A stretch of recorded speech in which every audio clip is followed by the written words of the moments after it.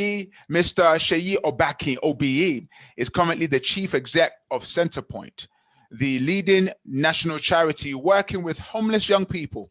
He is a chartered accountant whose extensive experience spans the whole spectrum of social housing provision, professional accounting with PricewaterhouseCoopers, and corporate banking with Citibank and BNP Paribas. In addition to his Centerpoint role, he is a non-exec director of the Audit and Risk Assurance Committee for Her Majesty's Prison and Probation Service, a member of the WP Social Security Advisory Committee, patron of Career Nuggets and Lyfort International School, as well as the chair of Toby Adeyemi Foundation. He was awarded an OBE in 2016 for services to youth skills, employment, and homelessness. Ladies and gentlemen, please put your digital hands together for Mr. Seyi Obakin. Thank you. Good evening, everyone. I'd never heard of Career Nuggets until one autumnal day last year when I met this force of nature called Morenike Ajayi. I offered to do a few things to help.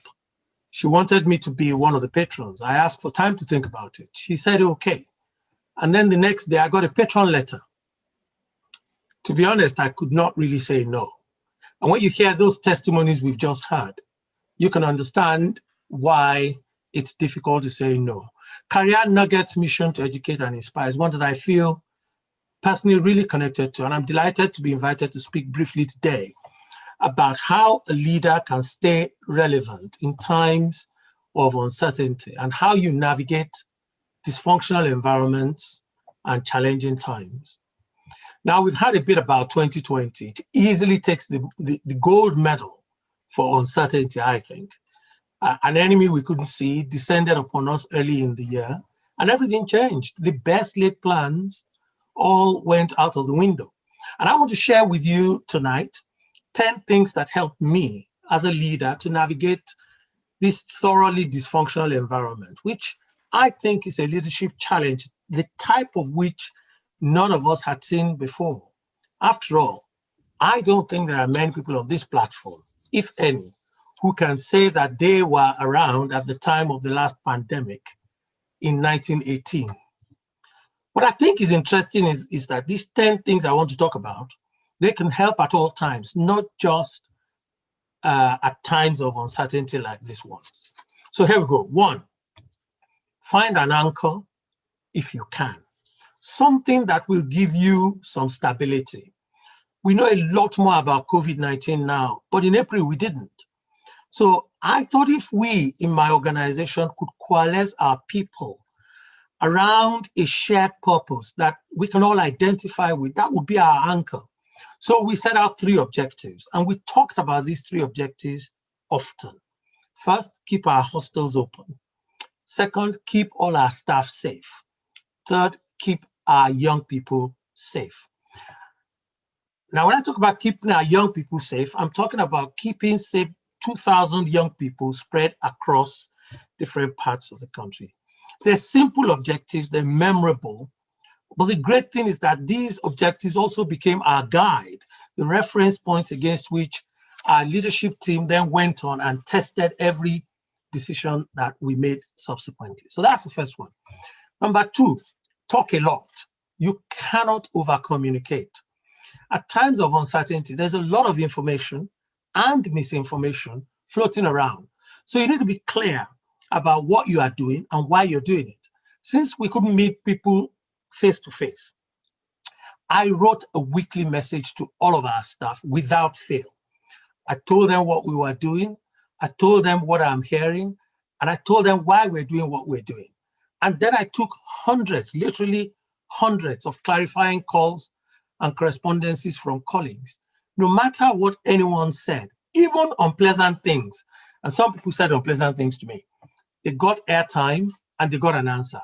It took time, but I think talking a lot is a good investment because it helps people to find stability. Number 3, take time to find out the range of emotions that people are going through and acknowledge it. If you don't do that, getting people to listen to whatever else you have to say is going to be an uphill task because you just won't get past those emotions. By speaking to our colleagues, we understood better what was driving their fears, their anxiety, their confusion, their excitement, and the whole raft of emotional responses that was going on for them as individuals. Number 4, hold up your hand. You see, you are a leader, but that doesn't mean that you will get everything right. And when you get it wrong, it's obvious.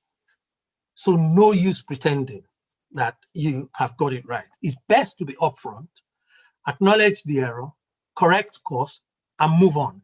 And you will discover that that's actually enough for most people. I remember one of our hostels received a stock of masks that they believed were not of good quality. Actually, those masks were fine, but that was irrelevant when people were anxious.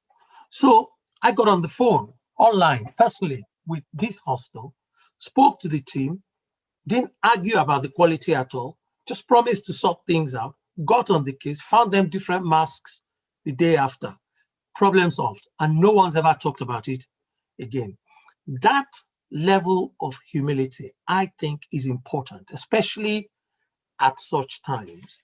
Number 5, give people as much certainty as you possibly can. For instance, we looked at how we did things, and we looked at where we can simplify things, make things easier. We changed some of our processes. We trusted our people. We clarified new lines of authority and decision-making. It took some time for all areas of our organization to get that right. But my overwhelming experience was that our people responded very well to that trust. They responded to it with utmost respect, and they gave us the best of themselves. Number 6, trust your judgment. You see, even in stable times, you rarely have all the information as a leader that you need to make a decision. Rarely.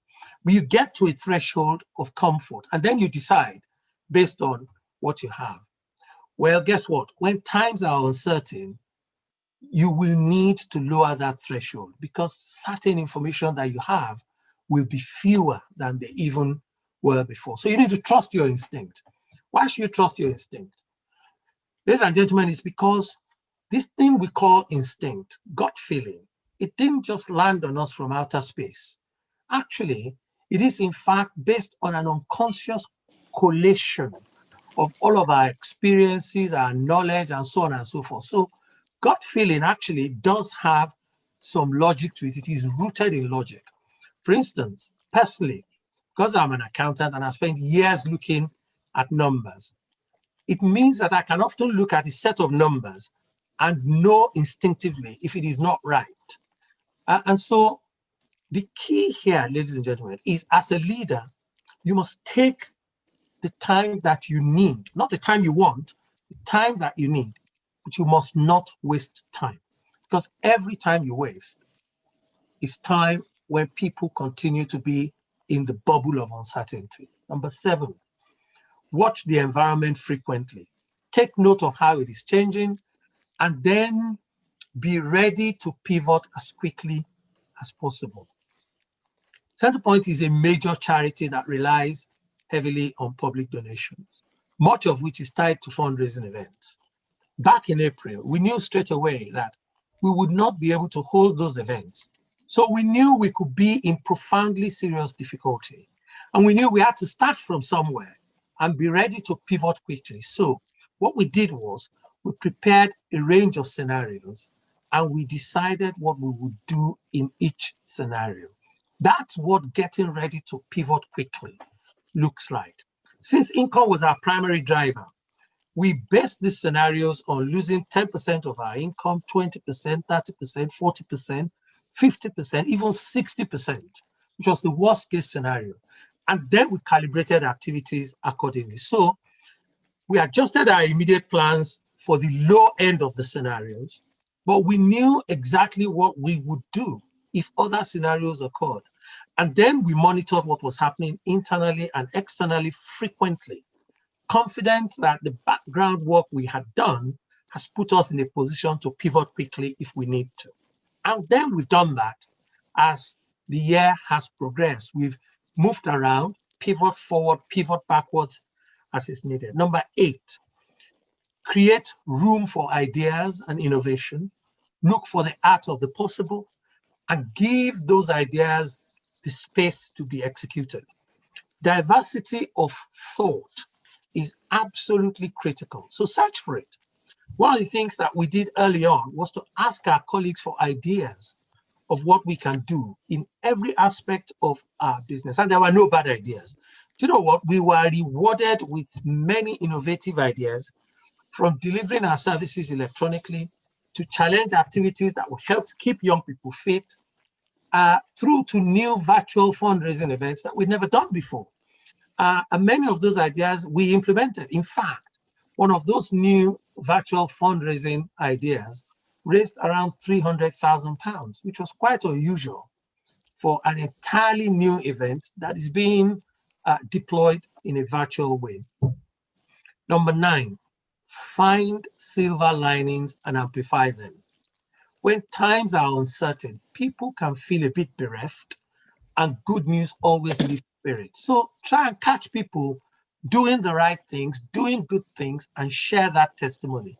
Focus on positive things. People will naturally find negative ones, and they don't need you to amplify that.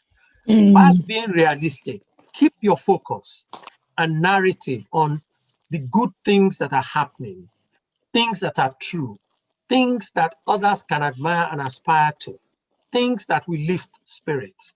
My weekly communication with all of our colleagues always struck that tone and included at least one of those testimonies of colleagues doing great things. And that just encouraged others. And finally, number 10, and perhaps even most importantly, look after yourself. You see, leadership is a performance. And we've had tonight. It is a performance. It's a brand. You are a brand. You have to be conscious about your behavior because everyone else is looking at. Nobody will be motivated by beat up, down in the dumps leader. That's the truth. Instead, what people want to see is they want to see you energized and motivated. They want to see someone they can believe in. So look after yourself. During this lockdown, I became very much acquainted with my neighborhood, with walks that gave me some exercise, but also some good thinking time. I have created a rant space. So when I want to rant about something, I do it in private. I don't rant in front of everybody else. I have some people that I call and bounce thoughts off, grumble to, people who challenge my thinking, but also encourage me. You need to find yours. So let me summarize. What are the main skills and experience you need to stay relevant when times are uncertain? I would say communication, agility, humility, bringing people together, kindness. That is an often understated value in leadership, kindness, focus, and of course, commercial dexterity. These things will help you effectively and confidently to lead in tough times, but also in good ones too. Thank you very much for listening. Wow. Thank you so much, Mr. Seyi Obakin, for those, I won't even say nuggets of wisdom. It's like a platter of wisdom. I mean, I've been taking notes here, find an anchor, talk a lot, find the range of emotion, give people certainty. Listen, just to show Mr. Obakin that we've been listening, and he's, as a speaker, he kept a time. Can you imagine? I've been to events where speakers just drone on for hours and there's no nuggets. He kept a time and he gave us the nugget necessary. Sir, thank you so much.